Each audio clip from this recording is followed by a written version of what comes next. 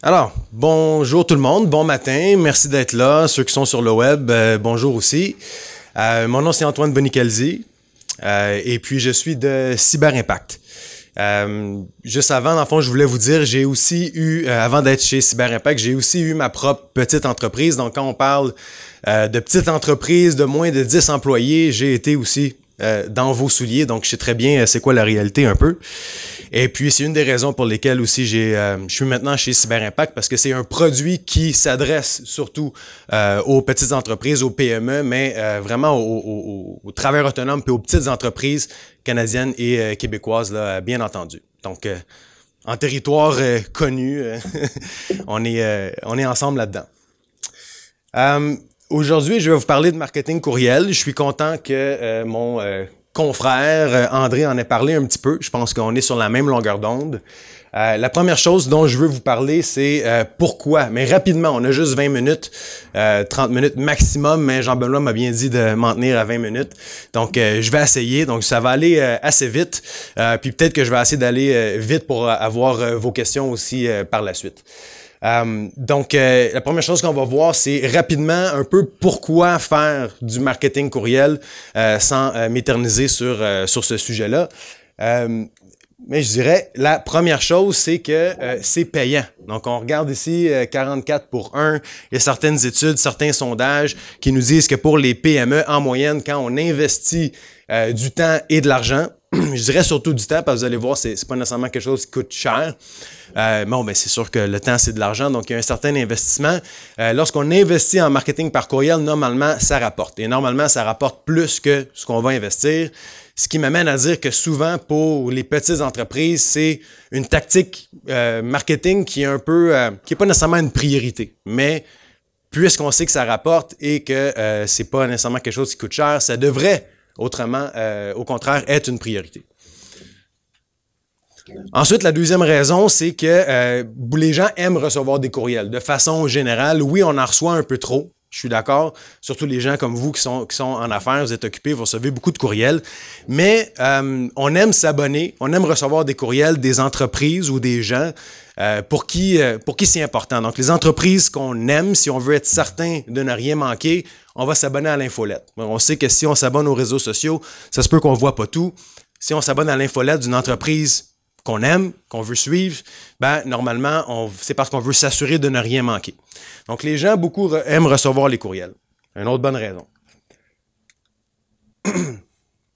Ensuite, ce que vous allez voir ici, ce que vous allez voir ici, c'est que là, je ne suis pas en train de dire que le courriel, c'est plus ou moins bon que Facebook, pardon, plus ou moins bon que les réseaux sociaux, mais c'est une meilleure façon, si on veut, de rejoindre vos meilleurs prospects ou vos meilleurs clients. Je m'explique. Si vous avez 1000 abonnés à votre page Facebook et que vous publiez une nouvelle versus vous avez 1000 abonnés à votre liste d'envoi et vous envoyez un courriel à ces 1000 abonnés-là, la visibilité de votre message va être beaucoup plus grande du côté courriel. Peut-être que vous allez avoir un taux d'ouverture de 40%, 50%, peut-être même plus au niveau des réseaux sociaux, sauf si on paye, mais de façon organique, vos abonnés, vous allez être chanceux si 10% de vos abonnés voient votre nouvelle sur Facebook. Donc, il y a une place pour le courriel, il y a une place pour les réseaux sociaux, les deux sont importants, mais sachez que normalement, une adresse courriel, ça a un peu plus de valeur qu'un like sur une page Facebook. Et le quatrième point, finalement, un argument en faveur du marketing par courriel, c'est aussi que ça pousse les gens à poser des actions et même à acheter. Donc, selon cette étude-là, 44% des consommateurs ont fait un achat, notamment un achat en ligne, après avoir reçu des infolettes, des promotions par courriel. Donc, André le disait tantôt, les gens achètent sur le web. Et même si vous ne vendez pas sur le web, le parcours sur Internet, le cycle d'achat de vos prospects et de vos clients est beaucoup sur le web. Même si la dernière transaction se fait en magasin ou se fait, si vous êtes vous offrez des services, des choses comme ça, vous n'allez pas nécessairement vendre directement sur le web, mais vous allez faire beaucoup d'acquisitions de prospects sur le web. Donc, les appels à l'action vont très bien fonctionner dans des campagnes courriel. Maintenant, dans le vif du sujet, ce qu'on va regarder ensemble rapidement avec le temps qu'on a, C'est ce qu'on appelle, nous, les 4 étapes de la roue du succès de Cyber Impact. OK? Donc, 4 grandes étapes. On essaie de décortiquer le marketing courriel en 4 étapes faciles. Je dirais que la première, on va essayer d'optimiser la stratégie. Okay? On ne veut pas nécessairement passer beaucoup de temps à pondre une stratégie parce qu'il faut être flexible. On va plus toujours revoir les résultats et revoir notre stratégie avant chaque envoi parce que vous avez une rétroaction rapide dans le fond. Sur le web, tout est mesurable. Et vous allez voir que si vous faites juste commencer votre marketing par courriel, un élément très simple de stratégie, c'est juste de se donner des objectifs concrets, des objectifs qui vont vous motiver et que vous allez pouvoir atteindre. Ensuite, on va parler d'entretenir sa liste. Si vous avez personne à qui envoyer vos campagnes courriels, il n'y aura pas beaucoup d'impact, évidemment. Donc, une bonne partie de nos efforts devrait être, puis vous allez voir comment on peut facilement démarrer une liste d'abonnés et ensuite comment on peut la faire croître au fur et à mesure que vous faites des activités en ligne. Ensuite, préparer le contenu. Donc, qu'est-ce qu'on envoie à nos abonnés? Et finalement, pour réaliser l'envoi, je ne vais pas nécessairement en parler beaucoup aujourd'hui de réaliser l'envoi parce que dans le fond, vous avez des outils comme Cyber Impact qui vont vous rendre ça assez facile.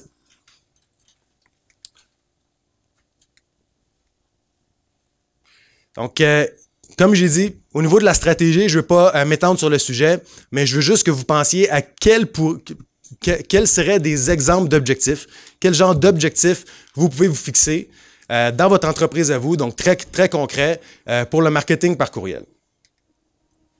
Donc, par exemple, valider une idée d'entreprise. Donc, je ne sais pas s'il y en a ici qui ont une idée d'entreprise, qui sont en démarrage, mais qui n'ont pas encore un service ou un produit qui est en vente en ce moment. S'il y en a qui sont en démarrage, certaines personnes.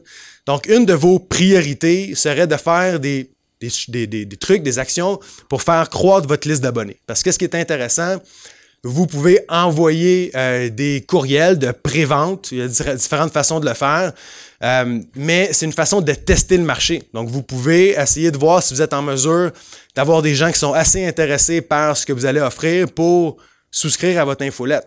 Ils ne vous ont pas encore envoyé d'argent, mais s'ils sont assez intéressés pour mettre leur courriel dans une boîte, dans un formulaire, ça veut dire qu'il y a quand même un intérêt qui est là.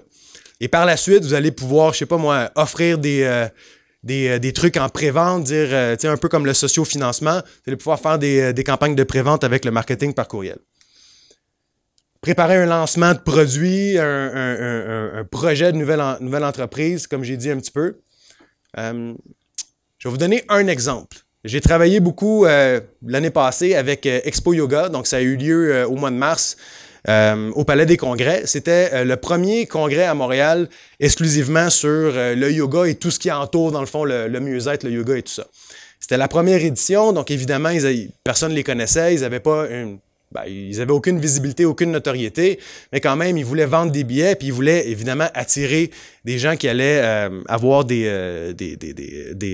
booths, là, excusez-moi, qui allaient participer au salon en tant qu'exposants. Donc, pendant 4 mois, ce qu'on a fait, c'est des campagnes sur les réseaux sociaux, des concours, des choses comme ça. On va voir comment faire. Mais on a essentiellement, ils n'avaient rien à vendre, mais on a bâti leur liste d'abonnés courriel jusqu'à avoir 5000 passionnés de yoga dans leur liste d'envoi. Et là, quand ils ont été prêts à faire un pré-lancement des billets, ils ont envoyé 2 courriels qu'on a prévus. Ça a été envoyé le lundi matin et un suivi le mercredi matin. Et puis, ils ont vendu, dans le fond, les 50 premiers billets VIP juste avec ces envois-là. Donc, c'est ça qui est intéressant. Quand je parle de préparer un lancement de produit, c'est de la façon de faire. Faire la promotion d'événements comme aujourd'hui, une des façons les plus faciles ou les plus importantes de faire la promotion d'un événement comme aujourd'hui. Je suis sûr que Jean-Benoît va être d'accord, mais c'est d'envoyer des courriels à notre liste d'abonnés. Fidéliser sa clientèle, donc encourager des achats plus fréquents. On voit beaucoup ça dans le business to consumer, le B2C, qui est un exemple d'un client qui a plusieurs magasins et puis il vend de la bière de microbrasserie et puis il demande à chaque personne qui rentre en magasin ou qui fait un achat s'ils veulent s'abonner au club Espace Houblon. Ça veut dire que les gens vont joindre l'infolette et il va envoyer des promotions exclusives.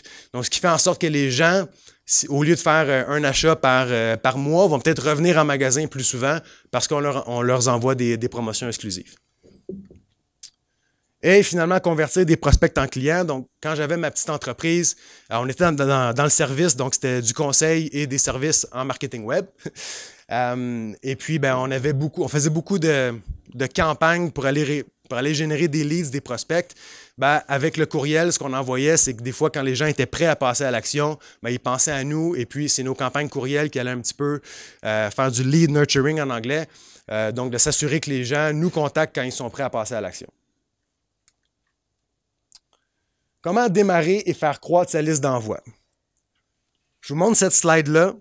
Je suis sûr que Jean-Benoît va pouvoir peut-être envoyer les présentations. De toute façon, sur notre site web, cyberimpact.com, on a beaucoup de contenu par rapport à la loi C-28. Mais souvent, nos clients qui démarrent avec nous, la façon la plus facile de commencer une infolette, c'est dans le fond votre carnet d'adresses que vous avez déjà.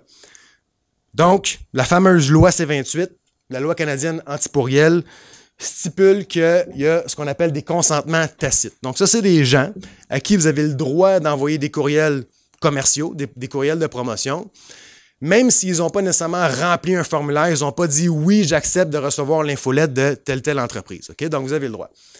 La façon la plus facile, c'est si vous êtes déjà en affaires, vous avez des gens avec qui vous avez fait affaire, donc des clients. Si vous avez un contrat ou un achat qui a été effectué, vous avez 24 mois. Donc, vous pouvez aujourd'hui dire, je prends ma liste de clients, je recule 24 mois et puis j'ajoute ces gens-là à mon infolette. Les gens qui ont fait une demande de renseignement ou une demande de soumission, vous avez 6 mois pendant lesquels vous pouvez, sans leur permission, entre guillemets, leur envoyer des courriels. C'est ce qu'on appelle un consentement tacite. Okay? Donc, souvent, les gens, vous pouvez commencer avec une liste de clients actifs, anciens clients, clients inactifs, et puis vos prospects, vous pouvez les ajouter. Et puis, Cyberimpact est super bien fait pour respecter aussi la loi anti-pourriel C-28.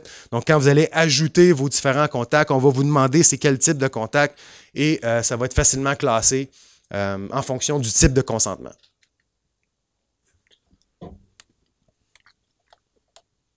Il fait chaud sur le stage. Les techniques de base, ensuite, quand on veut aller plus loin, comme le premier, c'est votre carnet d'adresse. OK, je viens d'en parler. Le deuxième, c'est si vous avez un emplacement physique, c'est de demander en magasin, à la caisse ou peu importe, trouver une façon de demander aux gens s'ils veulent recevoir vos promotions ou votre contenu exclusif. C'est surprenant, mais beaucoup de gens vont dire oui. C'est surprenant qu'il y a beaucoup d'entreprises qui ne le font pas. OK, mais c'est une mine d'or. Ensuite, vous envoyez sûrement des dizaines, si ce n'est pas des centaines de courriels par semaine dans votre footer, dans votre pied de page, dans votre signature. Pourquoi pas dire « Hey, vous voulez être au courant de mes prochains trucs et astuces, de mes prochains articles de blog, inscrivez-vous à mon infolette, vous mettez un lien. » Il y a certaines personnes qui vont le faire. L'autre chose aussi, évidemment, c'est des formulaires sur votre site web, donc un formulaire d'inscription à votre infolette. Voilà. Ensuite, des techniques un petit peu avancées. J'en ai parlé dans le cas d'Expo Yoga. On a fait beaucoup de concours sur les réseaux sociaux pour, par exemple, gagner un forfait VIP pour 2 personnes. Remplissez le formulaire pour participer.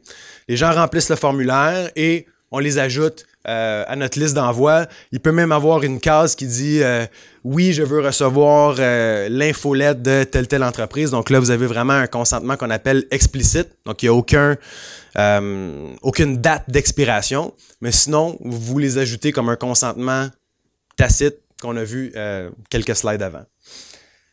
Pourquoi pas offrir du contenu gratuit, donc offrir un webinaire comme celui-ci en web diffusion ou offrir un e-book gratuit. Donc ça, je l'ai fait beaucoup dans ma business de consultation. On avait des e-books gratuits qui donnaient de l'information pertinente à nos prospects. Les gens remplissent un formulaire pour télécharger ça et puis en même temps, ils vont commencer à recevoir nos infolettes. Okay? Donc ça, c'est très intéressant. Il faut recevoir pour donner, mais normalement, ça fonctionne bien.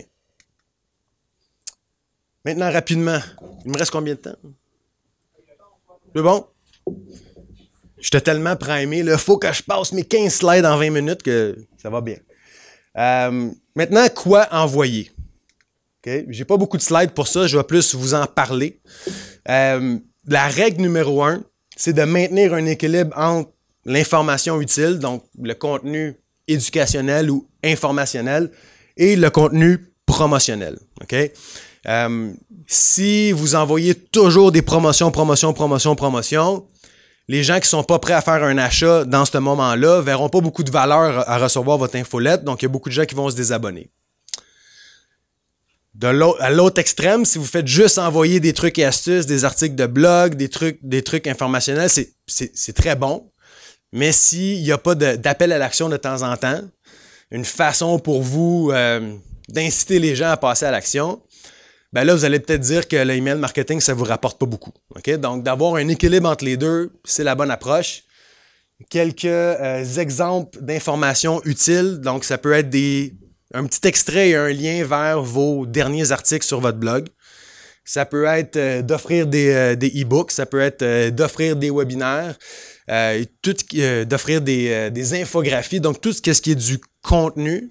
Vous renvoyez les gens vers votre site web parce que vous les renvoyez vers votre blog. Les gens lisent. Vous vous positionnez comme l'expert dans votre industrie. Donc, tout ça, c'est du très positif. Un ou deux exemples. J'ai travaillé beaucoup, notamment en marketing par courriel avec l'entreprise Matelas Bonheur. Peut-être que vous les connaissez, vous les entendez à la radio. C'est pas Dormez-vous, là. C'est Matelas Bonheur. Et puis, il y a 17 magasins dans le Grand Montréal, ils vendent des matelas puis tout ce qui a rapport au sommeil. Mais dans le fond, on a beaucoup d'abonnés à l'infolette. On écrivait beaucoup d'articles de blog, pas juste sur les matelas, mais surtout qu'est-ce qui est lifestyle. Mieux dormir, mieux vivre, la relaxation, la qualité de vie, la décoration de la chambre à coucher. Okay? Donc, on allait un peu plus loin que ce qui est très, très évident là, dans le fond, les matelas. Et puis, dans l'infolette, on envoyait 2 fois par mois et il y avait une de ces 2 infolettes-là qui était beaucoup plus axée sur le contenu. Donc, c'était un petit peu quasiment comme un magazine lifestyle et puis on envoyait ça. Notre fameux client Espace Soublon, ben lui, il envoie 1 fois par mois. Dans son infolette, il va toujours avoir un espèce d'article, par exemple, sur des recettes faciles avec des cocktails à la bière. Ça va être des petits trucs sur comment marier bouffe et bière. Okay? Donc, de l'information comme ça que les gens qui capotent sur la bière de microbrasserie vont vraiment apprécier. Puis en même temps, ben, il y a toujours une promotion, la promotion du mois sur une certaine gamme de produits. Donc, un excellent équilibre entre les deux. C'est quoi du contenu promotionnel? Mais dans le fond, on en a parlé, ça va être... contactez-nous pour une soumission, ça va être assister à une présentation, ça va être un coupon rabais si ça s'applique à vous. Okay? Donc, tout ce que vous pouvez faire pour inciter les gens à aller plus loin dans le cycle d'achat. Ou ça peut être acheter en ligne si vous avez un site web de e-commerce, bien entendu.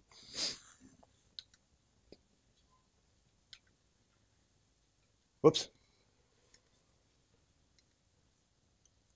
Bon, là, il y a des gens qui vont me dire, mais j'aime pas ça écrire, puis j'ai pas le temps. Donc, je vous dis, ben oui, vous avez bien raison, surtout si vous êtes seul dans votre entreprise, vous êtes juste quelques personnes. Une option pour ça, c'est de faire ce qu'on appelle de la curation de contenu. Okay? Donc, vous êtes probablement abonné à tout plein d'infolettes, vous suivez probablement des gens dans votre industrie sur les réseaux sociaux, donc vous êtes souvent au courant de ce qui se passe dans votre industrie. Les nouvelles, les trucs intéressants, les enjeux. Donc, vous pouvez tout simplement écrire des petits résumés de tout ça et faire des liens vers ces articles-là. Donc, d'être un petit peu l'espèce de journaliste qui, une fois par mois ou 2 fois par mois, envoie une infolette sur ce qui se passe dans votre industrie qui peut être intéressant pour vos clients sans nécessairement de rédiger pour vous beaucoup de contenu original. Okay? C'est sûr, peut-être pas envoyer vers des articles de vos concurrents directs, mais reste que peut-être du contenu que vous pouvez partager sans que ça soit en conflit d'intérêt avec vos objectifs d'affaires. Donc, à la fin, pourquoi choisir CyberImpact plutôt que d'autres plateformes de marketing par courriel? Donc, c'est sûr qu'on est loin d'être les seuls, mais on est une entreprise québécoise, canadienne. Comme je disais, c'est un outil qui a été fait pour les petites entreprises d'ici, du Québec et du Canada. Et nos plus gros compétiteurs sont évidemment américains. Donc, la première chose, c'est la fameuse loi C28. Okay? Donc, la fameuse loi canadienne anti-pourriel. Nous, le Canada, c'est comme 99,9% de notre clientèle. MailChimp, pour ne pas le nommer, le Canada, c'est peut-être, je sais pas, là, mais 5%, 10% de leur clientèle. Okay? Donc, ils n'ont pas nécessairement le même incitatif à modifier leur fonctionnement de leur plateforme pour respecter une loi canadienne, mais nous, ben oui, à 100%, c'est 100% de notre clientèle ou presque. Donc, sans aller dans les détails, on va pouvoir vraiment vous aider au niveau de la gestion et de la documentation des types de consentement, comme on a vu tantôt, les consentements tacites. Vous allez recevoir des rapports automatisés qui vont vous dire voici les contacts qui dont les consentements vont bientôt venir à échéance. Okay, donc, si vous voulez être certain d'être kosher par rapport à la loi, ça va beaucoup vous aider. Et on a plusieurs modules intelligents qui vont vous aider à faire passer les gens de consentement tacite, donc les gens que vous avez le droit parce que vous avez une relation avec eux, à des consentements express, qui là, c'est parce que les gens ont confirmé qu'ils voulaient bien recevoir vos courriels. Donc là, il n'y a plus du tout de la notion de délai d'expiration. Ensuite, l'outil il est 100% bilingue. Okay? Donc, ça a l'air niaiseux, mais s'il y a quelqu'un dans votre entreprise qui préfère utiliser l'outil en anglais, puis quelqu'un d'autre qui préfère utiliser l'outil en français, bien, vous pouvez le faire avec CyberImpact. Vous pouvez aussi envoyer des courriels facilement, en quelques clics, dans le fond, dans la langue de préférence de vos abonnés. Donc, peut-être que vous avez des abonnés en français, des abonnés en anglais. Vous faites juste choisir la langue de votre envoi et, sans que vous ayez à traduire quoi que ce soit, tout ce qui est inséré dans le bas des courriels, tous les liens, tous les formulaires vont être dans la bonne langue. Okay? Donc, vous n'avez pas besoin de le traduire vous-même. Ensuite, un service à la clientèle. C'est sûr que toutes les entreprises disent avoir un bon service à la clientèle, mais nous, on pense que c'est vraiment un élément différenciateur chez nous. Et vous avez un service à la clientèle bilingue, français-anglais. Donc, dans votre langue, si vous êtes francophone, vous appelez un numéro local et puis vous parlez à quelqu'un en français. Qu'est-ce que je voulais dire par rapport à ça aussi? Je me rappelle plus. Ah oui! On ne fait aucune discrimination au niveau des comptes gratuits et des comptes payants. Donc, si vous démarrez avec le marketing par courriel, vous avez un compte gratuit chez nous parce que vous êtes en dessous de la barrière du nombre de contacts que vous avez. Vous appelez au service à la clientèle. On ne va pas vous demander si vous êtes un client gratuit ou un client payant. Okay? Vous avez accès à notre service à la clientèle. Et comme je disais, une tarification qui est basée sur le nombre de membres uniques et sans fonction qui est bloquée. Donc, même un compte gratuit, vous avez accès à toutes les fonctionnalités à 100% de CyberImpact. La dernière chose que je voulais vous mentionner, donc dans le cadre de Succès numérique, notre partenariat avec le Sage, on a une promotion exclusive, une petite offre pour vous. Donc, vous pouvez aller à cyberimpact.com/Sage10 et là, il y a une page qui vous explique un peu plus c'est quoi CyberImpact et vous pouvez vous créer un compte gratuit. Et si jamais vous passez à un compte payant, ben vous avez un rabais de 10 $ par mois pendant 4 mois. Donc, un petit rabais de 40 $ qui vous permet d'utiliser la plateforme gratuitement plus longtemps que le commun des mortels. Donc, cyberimpact.com/Sage10. Et puis, ça conclut ma présentation. Je ne sais pas si j'ai le temps de prendre une ou deux questions ou si... C'est fini? OK. Oui, on a un peu de temps pour des questions. Si vous avez des questions, on a à peu près un petit 10 minutes. Si vous avez 10 minutes quand même. Antoine, ou des questions sur la première présentation, on peut le faire. Je vais juste avant saluer, on regardait un peu au niveau de la web diffusion. On est international aujourd'hui, on a des gens qui nous suivent depuis Barcelone, depuis Paris, depuis la Floride. Fait que j'en profite pour les saluer. Et puis donc, je suis un conférencier international par le fait. Hola, ¿qué tal? Fait que si vous avez des questions pour Antoine, on commence par Antoine. Sinon, ça veut dire que c'était clair comme de l'eau de roche. Et sinon, sur la première présentation que vous avez eue tout à l'heure. Madame?